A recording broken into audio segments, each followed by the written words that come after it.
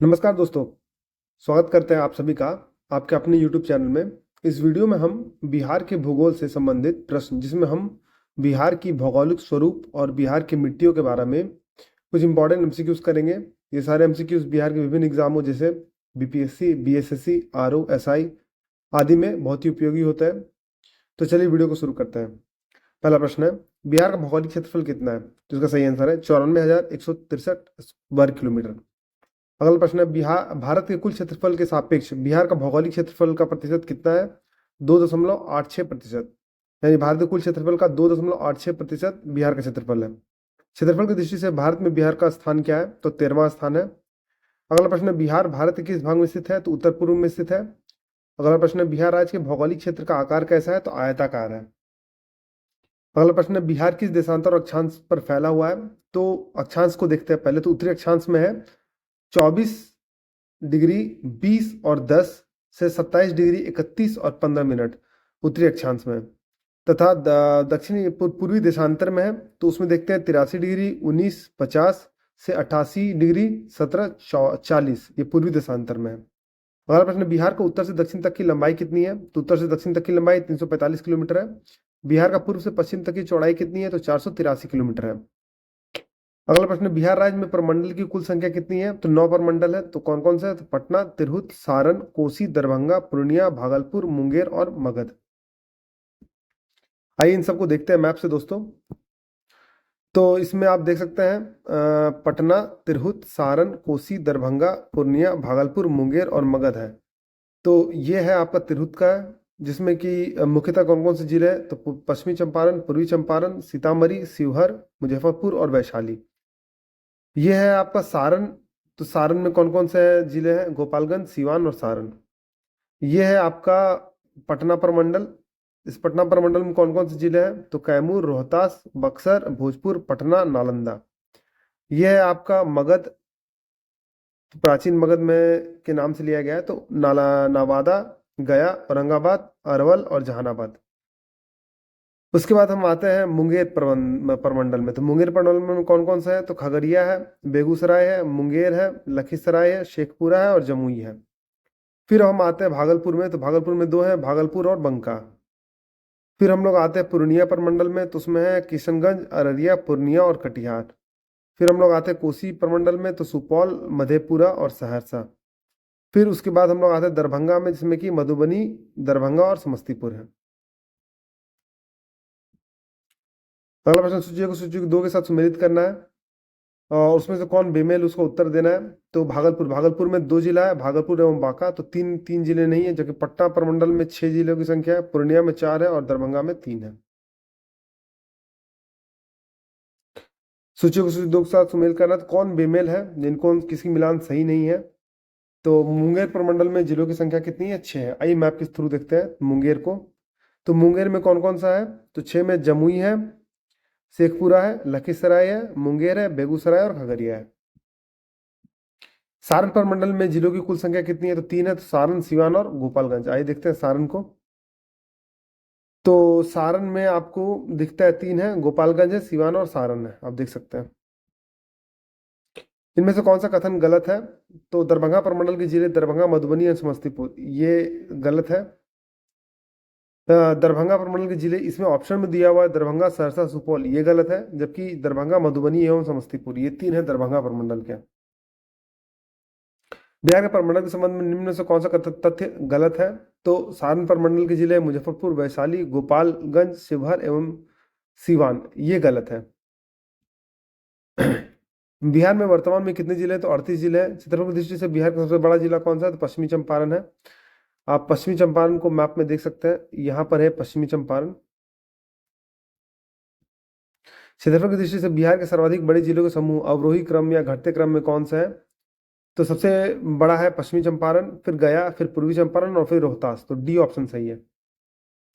अगला प्रश्न, क्षेत्रफल की दृष्टि से बिहार का सबसे छोटा जिला कौन सा है? तो शिवहर है। झारखंड बनाने के लिए बिहार से कितने जिले अलग किए गए थे? तो 18 जिले। 15 नवंबर 2000 को बिहार की विभाजन के बाद बिहार में कितने जिले बचे थे? तो 37 जिले। तो कुल पहले अविभाजित बिहार में कुल 55 जिले थे। तो बिहार का सबसे नया जिला अरवल किस जिले से अलग करके बनाया गया? तो जहानाबाद से। बिहार का कौन सा जिला उत्तर प्रदेश के साथ साथ झारखंड की सीमा को भी छूता है? तो रोहतास। तो आइए हम लोग मैप में देखते हैं रोहतास को दोस्तों। तो ये है रोहतास। तो इस छोटे से पोर्शन में आप नोटिस कीजिएगा कि ये झारखंड और उत्तर प्रदेश दोनों की सीमा साझा करता है। बिहार का कौन सा जिला उत्तर प्रदेश के साथ साथ नेपाल को भी छूता है? तो इसका सही आंसर है पश्चिमी चंपारण। मैप में आप देखिए पश्चिमी चंपारण को, जो उत्तर प्रदेश के साथ साथ नेपाल की सीमा दोनों को छूता है ये बाउंड्री। अगला प्रश्न है, झारखंड की सीमा को स्पर्श करने वाले बिहार के जिलों का सही समूह है?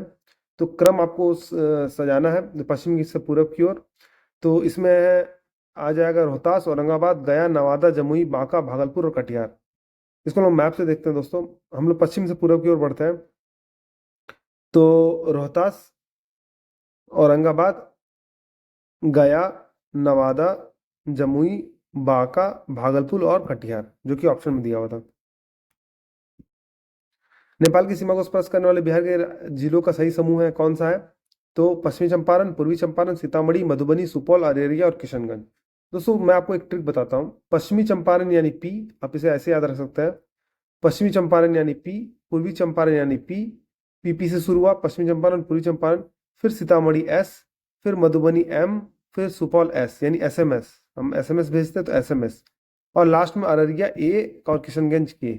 तो पीपी एसएमएस ए के आप इसे सजा सकते हैं। तो एसएमएस ए के आप याद रखिएगा। तो सीतामढ़ी, मधुबनी और सुपौल ये तीनों आ जाएंगे। फिर अररिया और किशनगंज को ए के से देखते हैं। आइए हम लोग इसको मैप से देखते हैं।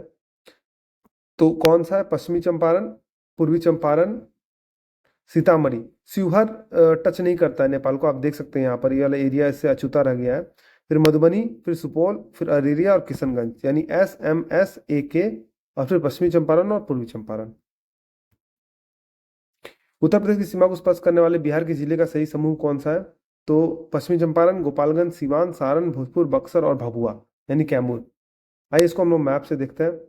तो उत्तर से दक्षिण की ओर अगर हम आएंगे उत्तर प्रदेश में, तो पश्चिमी चंपारण, फिर गोपालगंज, फिर सिवान, फिर सारण, फिर भोजपुर, फिर बक्सर, फिर भभुआ यानी कैमूर, और फिर है रोहतास।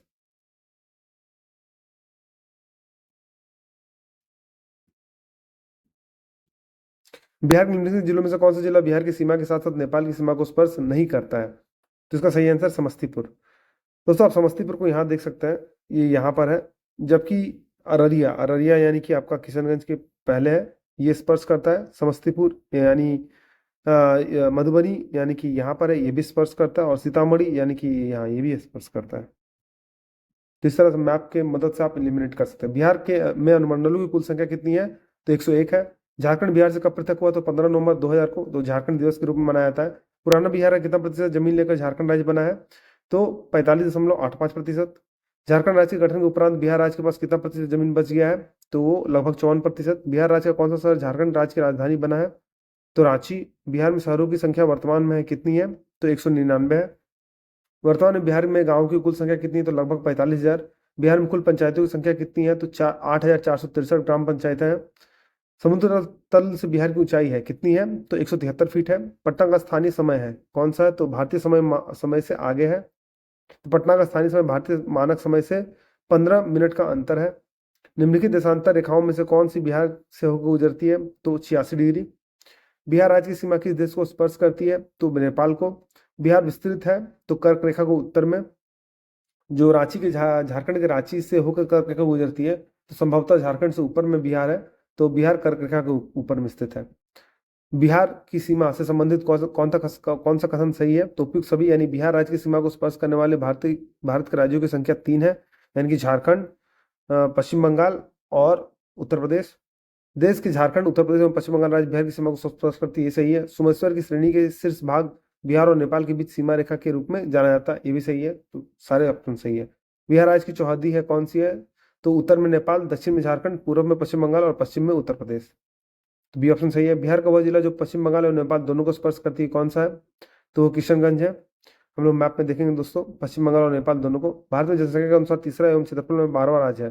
एक्चुअली में 13वां राज्य है, अभी अपडेटेड है, तो आप इसे करेक्ट कर लीजिएगा। तो वो कौन सा राज्य है? तो बिहार है।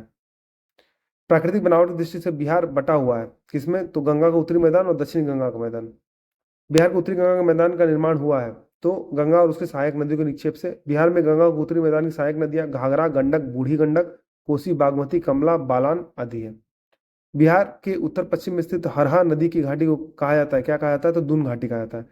किसका शीर्ष भाग बिहार और नेपाल के बीच सीमा रेखा के रूप में जाना जाता है, तो सोमेश्वर श्रेणी के। बिहार में गंगा का उत्तरी मैदान कितने क्षेत्रफल पर विस्तृत है, तो 56,980 वर्ग किलोमीटर। बिहार में गंगा का दक्षिणी भाग कितने क्षेत्रफल पर विस्तृत है, तो 33,670 वर्ग किलोमीटर। बिहार राज्य के मैदानी भाग में कितने क्षेत्र में विस्तृत है, तो 90,650। तो 94,163 कुल एरिया है, तो 90,650 मैदानी भाग है। तो बाकी जो एरिया है दोस्तों 4,000 के लगभग में, तो 3,500 के लगभग में वो है उसके पठार के भाग, जो झारखंड से कुछ भाग सटे हुए हैं और कुछ भाग बिहार के उत्तर पश्चिमी में है। बिहार के उत्तरी मैदानी भाग में पश्चिम से पूर्व की ओर बढ़ते हुए क्रम में दोआब का सही क्रम कौन सा है, तो 1 2 3 सही क्रम है, यानी घाघरा गंडक दोआब सबसे पहले आएगा, फिर गंडक कोसी दोआब, फिर कोसी महानंदा दोआब। गंगा नदी के दक्षिण भाग में फैले बिहार के क्षेत्र को क्या कहा जाता है, तो उपयुक्त सभी, यानी गंगा सोन का दोआब, मगध का मैदान और अंग का मैदान। बिहार के उत्तरी मैदान में ढाल पश्चिमी भाग में उत्तर पश्चिम से कब है, तो दक्षिणी पूर्व की ओर है। बिहार के उत्तरी पूर्वी भाग में ढाल उत्तर से है, तो दक्षिण की ओर है। तो उत्तर पूर्वी भाग में उत्तर से दक्षिण की ओर है। बिहार में पूर्वी भाग की अपेक्षा पश्चिमी भाग की ढाल अधिक है, तो इसी के लिए जो नदियां हैं वो अपने दिशा में प्रवाहित होती है आसानी तरीके से। बिहार में दक्षिणी गंगा के मैदान की औसत ढाल है, तो दक्षिण से उत्तर की ओर। गंगा के मैदानी भाग की ढाल प्रति किलोमीटर कितनी है, तो 6 सेंटीमीटर प्रति किलोमीटर। उत्तरी गंगा का मैदान में शिवालिक पर्वत श्रेणियों में सम्मिलित है, कौन कौन सम्मिलित है, तो उपयुक्त दोनों, यानी रामनगर दून की पहाड़ी श्रृंखला और सोमेश्वर की पहाड़ी श्रृंखला। दोस्तों अगर आपको मैप में लोकेट करना पड़े तो यहाँ पर रामनगर दून की पहाड़ी श्रृंखला है और फिर उसी के समानांतर में सोमेश्वर की पहाड़ी श्रृंखला है। बिहार के उत्तरी भाग में 32 किलोमीटर लंबी रामनगर दून की पहाड़ियां हैं। इसकी चौड़ाई कितनी है, तो 6 से 8 किलोमीटर है। बिहार के दक्षिणी गंगा के मैदान में अवस्थित पहाड़ियां हैं, कौन सी है, तो धारवाड़ कालीन क्वार्टजाइट। बिहार के किस जिले में सोमेश्वर की पहाड़ी स्थित है, तो पश्चिमी चंपारण में। बिहार में दियार भूमि कहा जाता है, क्या कहा जाता है, गंगा से पूरब ऊंचा टीला क्षेत्र। बिहार के उत्तर पश्चिम में स्थित पहाड़ी है जिसे शिवालिक श्रृंखला भी कहा जाता है, जो है एक क्या है, तो नवीन मोड़दार पर्वत है। बिहार के दक्षिण पश्चिम क्षेत्र की पहाड़ियां किस समूह की है, तो विंध्यन समूह की है। बिहार के उत्तरी मैदानी भाग में एक विशेष आकृति की भूमि पाई जाती है जिसमें जल भरा रहता है, उसे क्या कहा जाता है, तो चौवर कहा जाता है। गंगा के उत्तरी मैदान भाग में कांप मिट्टी और बालू से निर्मित भाग को कहा जाता है, क्या कहा जाता है, तो दियारा कहा जाता है। नालंदा जिले में स्थित है, क्या है, उपयुक्त सभी, यानी राजगीर की पहाड़ियां, गिरिय की पहाड़ियां और बिहार शरीफ की बड़ी पहाड़ी। बिहार के उत्तरी पश्चिमी भाग में स्थित पहाड़ी जिसे शिवालिक क्षेत्र की पहाड़ी कहा जाता है, श्रेणी की पहाड़ी कहा जाता है, का निर्माण किस काल में हुआ था, तो प्लिस्टोसिन काल में हुआ था। निम्न में बिहार का कौन सा सर्वोच्च स्थान है, तो सोमेश्वर की पहाड़ी। बिहार का सर्वोच्च श्रृंग है, कौन सी है, तो सोमेश्वर श्रृंग है। बिहार के सर्वोच्च श्रृंग की ऊंचाई है कितनी है, तो 874 मीटर, बहुत इंपॉर्टेंट, याद रखिएगा। सोमेश्वर श्रेणी की उच्चतम सबसे ऊंचा वाला पॉइंट कितना है, 874 मीटर है। बिहार की सोमेश्वर श्रेणी है, क्या है, उपयुक्त में से सभी से नहीं है, यानी पार्श्वनाथ पहाड़ी से पुरानी, राजमहल पहाड़ी से पुरानी, खड़गपुर पहाड़ी से पुरानी, तो इनमें से कोई भी नहीं है, सबसे नहीं है वो। बिहार के उत्तरी मैदानी खंड को कौन सी नदी दो भागों में बांटती है, तो बागमती। बिहार राज्य के पश्चिमोत्तर कोने पर हिमालय की एक छोटी जिसके चोटी है, इसे किस नाम से जाना जाता है, तो सोमेश्वर की पहाड़ी। इनमें से कौन सा कथन गलत है, तो खड़गपुर की पहाड़ी में चूना पत्थर की प्रधानता है, ये कथन गलत है। इनमें से कौन सा कथन सही है, तो कर्मनासा नदी बक्सर जिला के पश्चिमी सीमा पर अवस्थित है, ये सही है। बिहार राज्य की औसत ऊंचाई समुद्र तल से कितनी है, तो वो है 53 मीटर, यानी 52.73 मीटर है। सोमेश्वर श्रेणी नेपाल के साथ कितनी किलोमीटर लंबी अंतर्राष्ट्रीय सीमा का निर्धारण करती है, तो करीब 60 किलोमीटर। भूगर्भीय काल में गंगा का मैदान एक सागर था, उसका नाम है, क्या है, टेथिस सागर। अभ्रक प्रधान शिष्ट चट्टाने झीलों के किस समूह में पाई जाती है, तो बांका, जमुई और नवादा। पश्चिमी चंपारण जिला के सवालिक पहाड़ी, इनमें से किस चट्टान की प्रधानता है, तो परतदार। इनमें से गलत जोड़ी की पहचान करना है दोस्तों, तो भागलपुर मंदार पर्वत, ये गलत है। अब हम लोग बिहार की मृदा के बारे में कुछ जानते हैं, यानी बिहार की मिट्टियों के बारे में। तो गंगा के मैदानी भाग की मिट्टियाँ किस प्रकार की है, तो अपशिष्ट मिट्टी है, नहीं, तो वो अपोड़ मिट्टी है। नवीन जलोढ़ मिट्टी बिहार के किस जिले में पाई जाती है, तो उपयुक्त सभी, यानी सहरसा, पूर्णिया और दरभंगा तीनों में पाई जाती है। दलदली मिट्टी बिहार के किस जिले में पाई जाती है, तो उपयुक्त सभी, यानी सुपौल, किशनगंज और सीतामढ़ी। तो दलदली मिट्टी क्यों पाई जाती है दोस्तों, कि सुपौल, किशनगंज और सीतामढ़ी जो है वो नेपाल से सटे हुए जिले हैं जो कि नेपाल के तराई इलाकों में पाए जाते हैं, तो इसी के लिए दलदली मिट्टी है। बलसुंदरी मिट्टी बिहार के किस जिले में पाई जाती है? तो उपयुक्त सभी यानी सहरसा, दरभंगा और मुजफ्फरपुर में।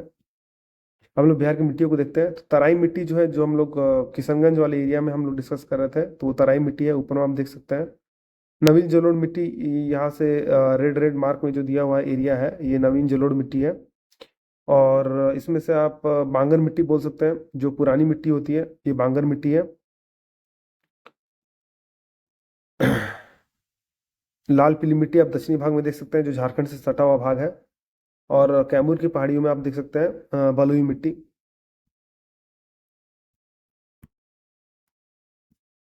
पुरानी जलोढ़ मिट्टी बिहार के किस जिले में पाई जाती है? तो वो सभी में, यानी कि नालंदा, मुंगेर और भागलपुर वाले इलाके में। बिहार के उत्तरी गंगा के मैदान में निम्नलिखित में से कौन सी मिट्टी नहीं पाई जाता है? तो बलथर मिट्टी। बिहार में लेटराइट मिट्टी किस भाग में पाई जाती है? तो छोटानागपुर के पठार के उत्तरी भाग में। जो हम लोगों ने डिस्कस किया था मैप में, इस मैप में जो लेटराइट मिट्टी है वो छोटानागपुर के दक्षिणी भाग में, यानी ये लेटराइट मिट्टी इस वाले इलाके में पाई जाती है।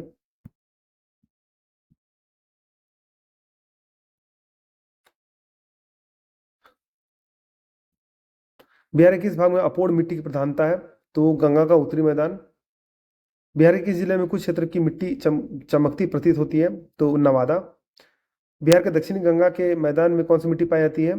तो करेल केवाल मिट्टी। नवादा को हम लोग मैप में देख सकते हैं दोस्तों, जो हमारा नवादा है वो यहाँ पर है मैप में, आप देख सकते हैं।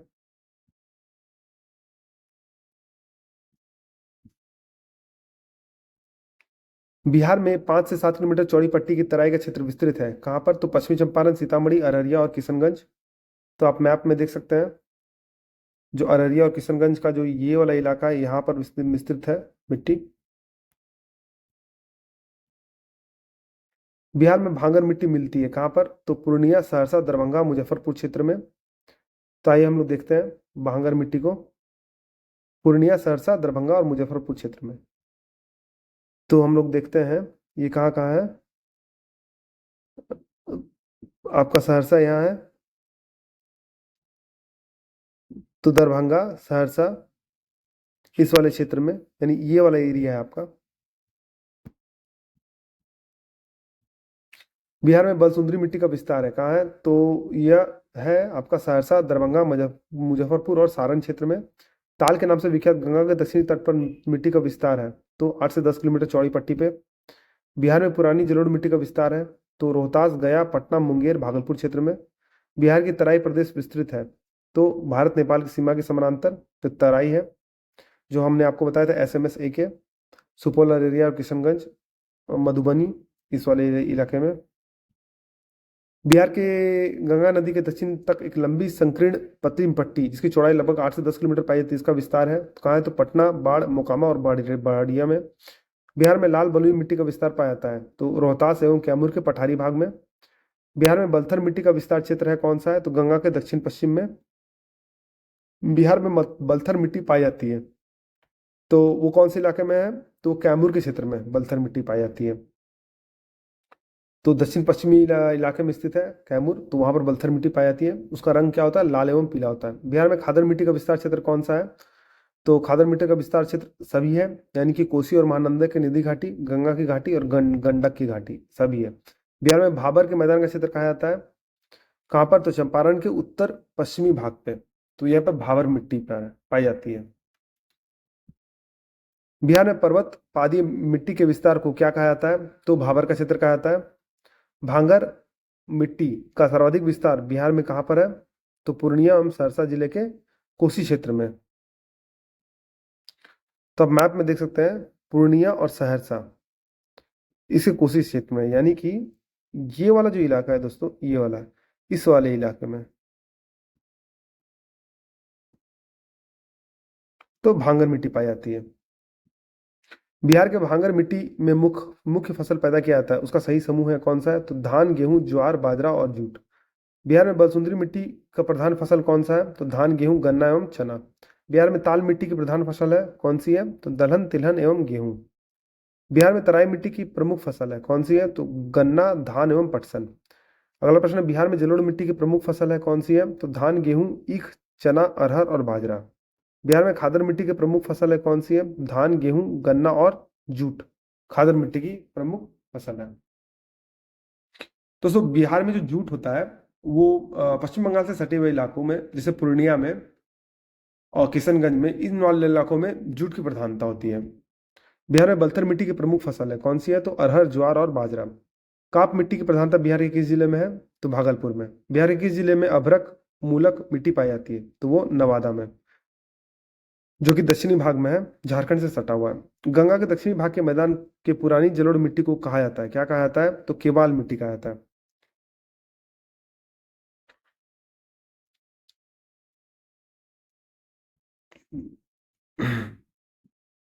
तो नवादा को हम लोग मैप में इधर देख सकते हैं दोस्तों, ये है नवादा जो झारखंड से सटा हुआ है। गंगा के मैदान की पुरानी कछारी मिट्टी कहलाती है, क्या कहलाती है? तो खादर मिट्टी कहलाती है। पुरानी मिट्टी को खादर कहते हैं। पुरानी कछारी मिट्टी। बिहार का अधिकांश भाग आच्छादित है किससे? तो कछारी मिट्टी से। साधारणतः बिहार के मैदानी क्षेत्र में जलोढ़ की गहराई है कितनी है? तो 1500 से 3000 मीटर। इनमें से किस जिला में दियारा मृदा तथा स्थलाकृति की प्रधानता है? तो खगड़िया में। बिहार में उत्तरी गंगा का मैदान निम्नलिखित में से कौन सी मिट्टी नहीं पाई जाती है? तो बलथर मिट्टी नहीं पाई जाती है। बिहार के किस भाग को भांगर मिट्टी का क्षेत्र कहता है? तो पूर्णिया, सहरसा, दरभंगा एवं मुजफ्फरपुर का क्षेत्र। तो पूर्णिया, सहरसा, दरभंगा एवं मुजफ्फरपुर आप याद रखिएगा। तो दरभंगा, मुजफ्फरपुर, पूर्णिया एंड सहरसा, यानी ये वाला इलाका। अगर इसको आप बोले तो ये वाला जो इलाका है इसके बारे में डिस्कशन हो रहा है। तो ये जो इलाका है दोस्तों, ये इलाका कहा जाता है भांगर मिट्टी का क्षेत्र। दोस्तों अगर आपको वीडियो पसंद आए तो वीडियो को लाइक कीजिए, चैनल को फॉलो कीजिए और सब्सक्राइब कीजिए और बेल नोटिफिकेशन को प्रेस कर दीजिए, ताकि इस तरह के इंपॉर्टेंट अपडेट्स मैं आपके साथ साझा करता रहूँ। वीडियो में बने रहने के लिए धन्यवाद। मिलते हैं आपसे अगली वीडियो में।